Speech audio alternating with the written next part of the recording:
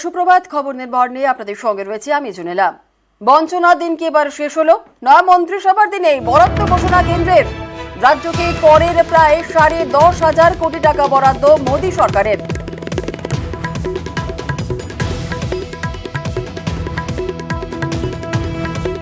বঞ্চনার দিন কি এবার শেষ হলো? নয়া মন্ত্রিসভার দিনেই বরাদ্দ ঘোষণা কেন্দ্রের। রাজ্যকে করের প্রায় 10,500 কোটি টাকা বরাদ্দ মোদী সরকারের।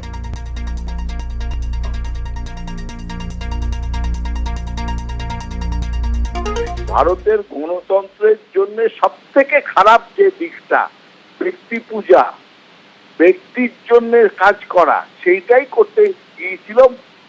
ভারতের মানুষ সেটা হতে দেয়নি, তাই একটুখানি তাদের মনে সংযত হওয়া আর বুঝতে পারার একটা ধারণা এসছে যে সত্যি ঘটনাটা কি।